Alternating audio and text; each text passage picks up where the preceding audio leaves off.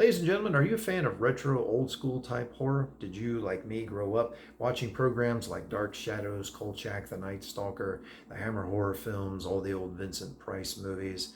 Were you perhaps a Gen X kid like me who couldn't go near an open window at night for years after watching the 1979 miniseries adaptation of Stephen King's Salem's Lot? If so, if retro, old school type horror is your ballgame, you may be interested in a novel I've written called Descendent Darkness, which is very much a retro, old school approach to horror. It's a tale of vampires in the Valley of Virginia, afflicting a small town there in the Shenandoah.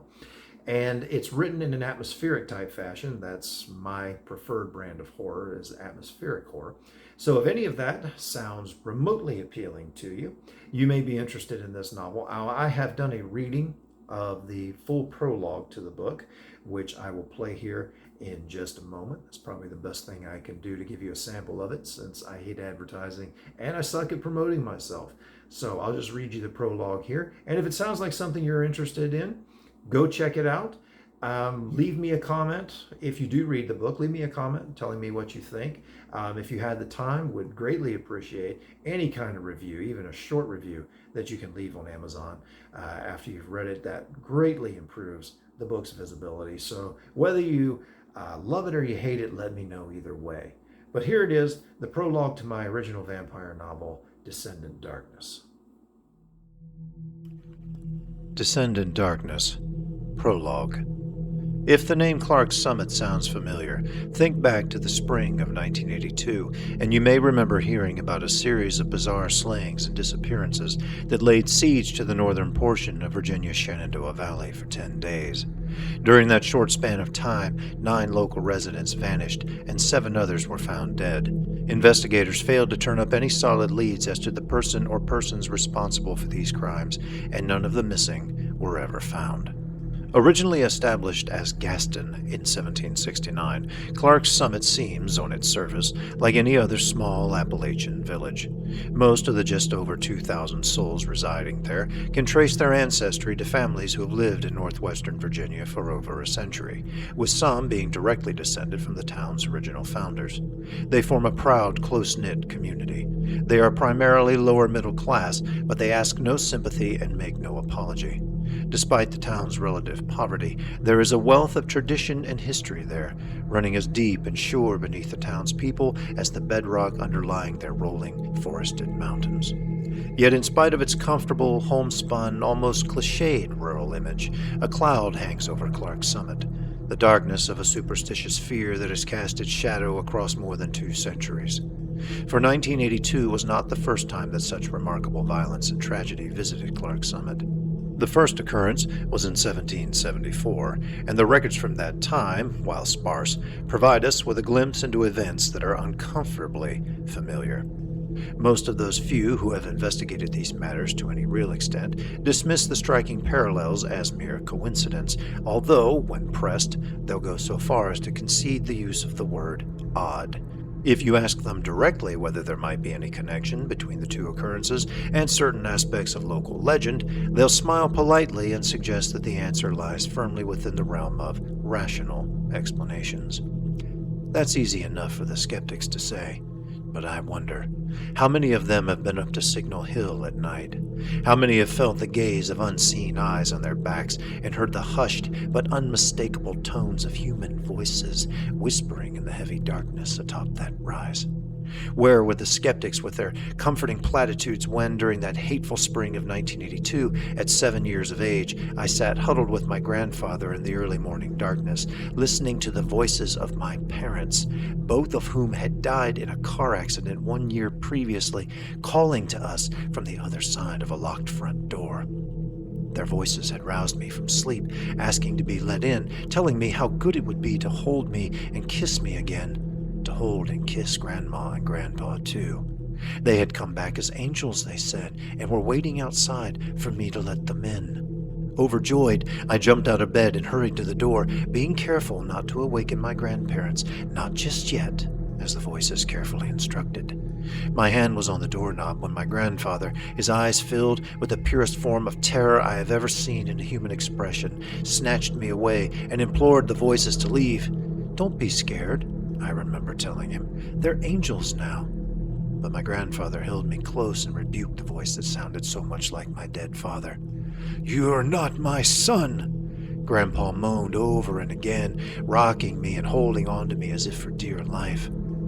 A pause followed, and then we heard the sound of quiet, mocking laughter drifting in from out there in the night. There was no genuine humor in that sound, nothing at all of the father and mother I had known and loved so dearly, no spark of what even a child could recognize as essential humanity. It was how darkness itself might laugh if it had a voice. I knew then that I had been deceived, and I huddled closer to my grandfather as the cold terror of that realization washed over me. I remember looking up and seeing tears streaming down my grandfather's cheeks. I remember how his wrinkled hand shook as he held me, and I remember what the voices said after that. In my father's voice, "You win tonight, old man." In my mother's voice, "But there will be other nights." A dream? A fantasy? Was I so desperate to see my parents again that I manufactured the incident in my subconscious, turning my emotional turmoil into a nightmare? That would be the most rational explanation, wouldn't it? I can hear a guest psychiatrist waxing eloquent about it on a TV program or a radio call-in show as I write this. And once again, suggestions of any other solution, like maybe the incident literally took place as reported, would be dismissed with that same old tolerant smile, that same old polite affirmation of reason over superstition and fear, and that same old recommendation for a good therapist or a long trip away from it all. Man prides himself on his search for truth, but it's my observation that this search takes place only within certain narrow parameters. You might say we're very rigid about our intellectual flexibility, and we're especially prone to disbelief in unpleasant concepts. If I took 10 people aside and told them that my parents did come to my doorstep as angels, many more of those people would be predisposed to believe that story than the one I've just told you.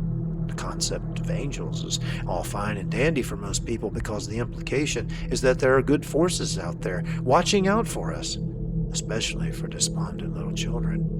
But the concept of evil forces, no, that's much less acceptable because the implications are far more sinister. My grandparents are gone now, and the currents of life have long since swept me far from my boyhood in the Valley of Virginia. But every once in a while I feel myself overcome with an unaccountable need to return. I last did so when I was asked to contribute this tidbit for the book you're now reading.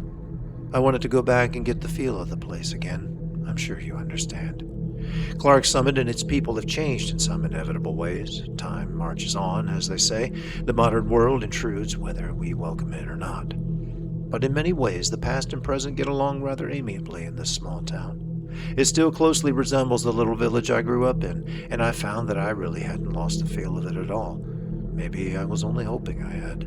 But when I rounded the final curve of Highway 55, ducked beneath the old railroad bridge with its flaking battleship gray paint and thumb-sized rivets, and emerged into what passes for downtown, my hope for a rational conversion experience fell like an elevator dropping from penthouse to basement with its cable cut. The town, the land itself, seemed to remember me. It was a feeling unlike anything I had ever experienced before. Even now I struggle to find the words to capture it. I nearly turned around and left right then, but I had come to prove something to myself, so I did my best to convince myself that I was imagining things and pressed on. While in town, I visited with some of the folks I used to see almost daily while I was growing up, many of whom are now getting well along in years.